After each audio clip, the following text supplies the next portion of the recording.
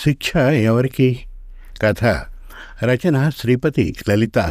కథాపఠనం మలవరపు సీతారాం కుమార్. పశువుల షెడ్లో గేదెలకు గడ్డి వేసి కింద పేడ చెత్త అంతా చీపురుతో శుభ్రం చేస్తోంది యాదమ్మ. అత్తమ్మ, పక్కింటి సీనుగాడు రొప్పుతూ వచ్చాడు. అక్కడ సాయిలు మామ, గణేష్ అన్న మస్తు కొట్టుకుంటుండ్రు, మామకి రక్తం వచ్చింది అన్నాడు. ఎక్కడి చీపురు అక్కడ పడేసి పరుగెత్తింది యాదమ్మ. ఇంటికి 1/2 కిలోమీటర్ దూరంలో ఖాళీ స్థలం అద్దెకు తీసుకుని 4 గేదెల్ని పెట్టుకుని పాలమ్మి బతుకుతోంది యాదమ్మ.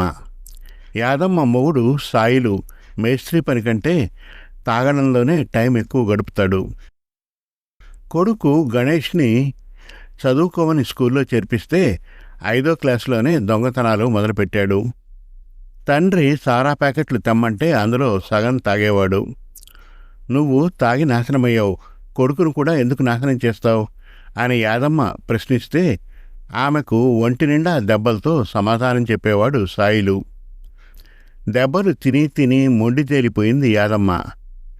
చదువుకో కొడుక, మీ నాయనలాగా తాగుబోతువాడివి కావద్దురా బిడ్డ, మంచిగా చదువుకొని కొలువు చేసుకో బిడ్డ అని ఎంత చెప్పినా చదువు మానేసి చెడు తిరుగుళ్ళకి అలవాటు పడ్డాడు గణేష్.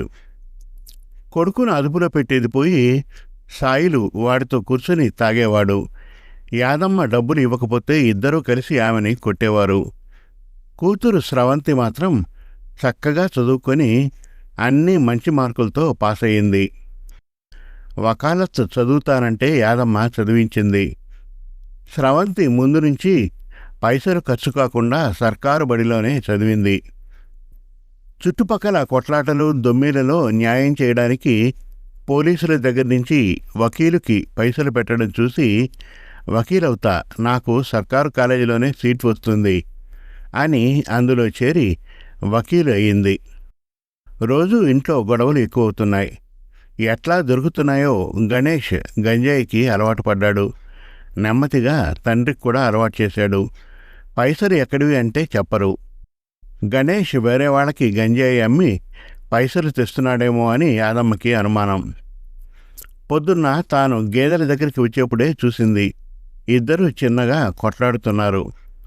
పరుగున ఇంటికి వెళ్ళేసరికి సాయిలు కింద పడి ఉన్నాడు, గణేష్ లేడు. అందరూ కలిసి బస్తీ దవాఖానాకి తీసుకెళ్తే డాక్టర్ చూసి చచ్చిపోయాడు అని చెప్పాడు. ఎట్లా దెబ్బలు తాకినాయి అని డాక్టర్ అడిగితే తాగి కింద పడ్డాడు అని చెప్పింది యాదమ్మ. ఇవన్నీ బస్తీలో అలవాటే కనుక డాక్టర్ కూడా పట్టించుకోలేదు. తాగుబోతు మూడు పోనే పోయాడు, కొడుకు పారిపోయాడు, పోలీస్ రిపోర్ట్ ఇస్తే కొడుకు జైలుకి పోతాడు అని గమ్మున కూర్చుంది యాదమ్మ. స్రవంతి చెప్పినా వినలేదు. తాగి కొట్టే మొగుడు లేడు, కొట్లాటలు తెచ్చే కొడుకు లేడు. యాదమ్మ ప్రాణం సుఖంగా ఉంది. స్రవంతి చదువు అయ్యాక పెద్ద వకీల్ దగ్గర చేరింది. గేదెల పాల పైసలు, కూతురి జీతం పైసలు అన్నీ కలిపి యాదమ్మ మంచిగా బంగారం కొన్నది. పైన ఇల్లు కట్టి కింద కిరాయికిచ్చింది. హాయిగా ఉన్న ఇంట్లోకి మళ్ళీ గణేష్ వచ్చాడు. బాగా గంజాయికి కూడా అలవాటు పడి పూర్తిగా పాడైపోయాడు. ఇన్ని రోజుల తర్వాత కొడుకును చూసిన యాదమ్మకి కన్న పేగు కదిలింది. నాతోనే వచ్చి గేదెల దగ్గర పని చూసుకో, మనకి ఆ పైసలు చాలు, ఆ మత్తుమందు మానేయి బిడ్డ బతిమలాడింది యాదమ్మ. సరే అన్నా, 4 రోజుల్లో మళ్ళీ మామూలే. ఇంట్లో పెట్టిన డబ్బులు మాయమవుతున్నాయి. దినమంతా మత్తుగా పడుకోవడం, రాత్రి లేచి వండిన వంటంతా తినేసి బయటికి పోయి తాగి రావడం. ఇన్ని రోజులు ఏ గొడవ లేకుండా ఉన్న స్రవంతికి చికాకుగా ఉంది. ఈ మధ్య అన్నచూపులు ఇబ్బంది పెడుతున్నాయి. ఒకరోజు స్నానం చేస్తూ ఉంటే వెంటిలేటర్ పైనుంచి ఎవరో చూస్తున్నట్లు అనిపించి అమ్మా అని కేకపెట్టింది. వెనకే దభాలున శబ్దం. మర్నాడు ఆ కిటికీ పేపర్తో మూయించింది. ఇంట్లో ఒక్కతే ఉండాలంటే భయం. తల్లికి తన అనుమానం చెప్తే ఉన్నంతసేపు యాదమ్మ కాపలాగా ఉండేది. బస్తీలో కూడా 2-3 గొడవ పెట్టుకున్నాడు గణేష్. వాళ్ల కూతుర్లతో అసభ్యంగా ప్రవర్తించాడని, ఇంకోసారి ఇలా చేస్తే పోలీసులకు చెప్తామని అన్నారు వాళ్ళు. అయినా గణేష్ పద్ధతి మారలేదు. మరో 4 రోజుల తర్వాత వాళ్ళు పోలీసులకు చెప్పడం, వాళ్ళు గణేష్ని వాళ్ళ స్టైల్లో భయపెట్టడం జరిగింది. ఒకరోజు రాత్రి తల్లి కూతుళ్ళు మంచి నిద్రలో ఉన్నారు. ఆ రోజు లోపల గడి పెట్టడం మర్చిపోయారు. రాత్రివేళ స్రవంతికి తనని ఎవరో తడుముతున్నట్లు అనిపించి అరవబోయింది. నోరు మూసి మరీ మీద పడిపోయాడు గణేష్. కాళ్ళు గట్టిగా విదిలిస్తే యాదమ్మకి తగిలి లేచి చూసింది. గణేష్ మత్తులో ఉన్నాడు. ఒంటి మీద బట్టలు సరిగ్గా లేవు. గట్టిగా అరిచినా పట్టుకు లాగినా లాభం లేకపోయింది. బలవంతాన స్రవంతి మీద పడుతూ ఉంటే యాదమ్మ పరుగున వంటగదిలో ఉన్న రోకలి తెచ్చి నడుం మీద ఒక్కటి వేసింది. అమ్మో అని లేవగానే మోకాళ్ళ మీద అదే రోకలతో కొట్టింది. పట్టుమంటూ కాళ్ళ ఎముక విరిగిన శబ్దమైంది. బాధతో గణేష్ కేకలకు చుట్టుపక్కల వాళ్ళు పోగయ్యారు. మా అమ్మ నన్ను చంపేసింది, నా నడుము కాళ్ళు విరగ్గొట్టింది అంటూ కేకలు పెట్టాడు. ఎవరో అంబులెన్స్కి ఫోన్ చేస్తే వచ్చి సర్కారు దవాఖానాకి తీసుకెళ్లారు. 2 కాళ్ళకి కట్టుగట్టి నడుముకి ఏమీ చేయలేమని, అదృష్టం బాగుంటే అతుక్కుంటుంది, లేదంటే జీవితాంతం మంచం మీదే ఉండాలని అన్నారు డాక్టర్లు. మా అమ్మే నన్నిలా కొట్టింది అని గణేష్ చెప్పడంతో ఆమెని అరెస్ట్ చేసి కోర్టుకు తీసుకుని వచ్చారు పోలీసులు. యాదమ్మ, నువ్వు నీ కొడుకుని చంపడానికి ప్రయత్నించావని, నువ్వు కొట్టడం వల్లే అతనికి నడుముకి తీవ్ర గాయాలై కాళ్ళు 2 విరిగాయని నీ మీద అభియోగం. కారణం చెప్పమంటే నా కన్న ప్రేమతోనే అలా చేశాను అంటావు. ఏమన్నా అర్థం ఉందా అమ్మా? నీకు కావాలంటే ప్రభుత్వం తరఫున మంచి లాయర్ని ఏర్పాటు చేస్తాం, లేదంటే నువ్వు శిక్ష అనుభవించాల్సి ఉంటుంది అన్నారు జడ్జి గారు. నాకు వేరే లాయర్ ఎందుకు జడ్జి గారు? అక్కడ కూర్చుంది చూడండి, నల్లకోటు వేసుకుని, ఆ అమ్మాయి నా కూతురు. ఆమె మీద, ఆమెలాంటి వేరే తల్లుల కన్నా కూతుళ్ల మీద, నా కొడుకు మీద ఉన్న ప్రేమతోనే వాడిని చితగొట్టాను అంది యాదమ్మ. వెంటనే ఆ అమ్మాయి లేచి జడ్జి గారికి నమస్కారం పెట్టింది. కూర్చోమ్మా అని అమ్మాయికి చెప్పి, మరి ఇన్ని తెలిసిందానివి ఎందుకు చట్టాన్ని నీ చేతిలోకి తీసుకున్నావమ్మా అడిగారు న్యాయమూర్తి. సార్, నా మొగుడు తాగి తాగి చచ్చాడు. వాడు ఉన్నప్పుడు ఏ ఉపయోగం లేదు.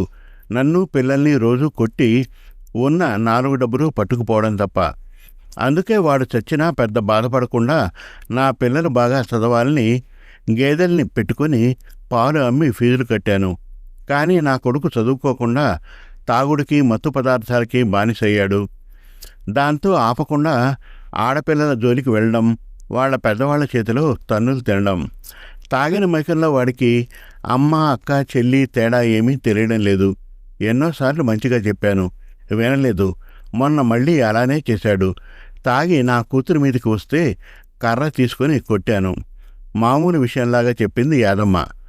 పోలీసులకి చెప్పచ్చుగా అన్న న్యాయమూర్తి ప్రశ్నకి, పోలీసులా? వాళ్ళేం చేస్తారు సార్? కాసేపు స్టేషన్లో కూర్చోబెట్టి 4 కొట్టి 4 మాటలు చెప్పి పంపేస్తారు. ఎంతమంది తాగుబోతుల్ని పట్టుకుంటారు? జైళ్ళు సరిపోవు సార్. వీడు తాగి ఒంటి మీద స్పృహ లేకుండా ఎనుబోతులా వచ్చి మీద పడుతూ ఉంటే ఎప్పుడు ఏమవుతుందో అని నా కూతురు వణికిపోయింది. ఆమెను వదలమంటే వాడు నా మీద పడ్డాడు. తల్లి, చెల్లి అనే జ్ఞానమే లేదు వాడికి. ఆ మత్తులో ఎంతసేపు కాపలా కాస్తాను? జరగరాని జరిగితే నా కూతురు బతకదు. వాడు తాగడం ఆపడు.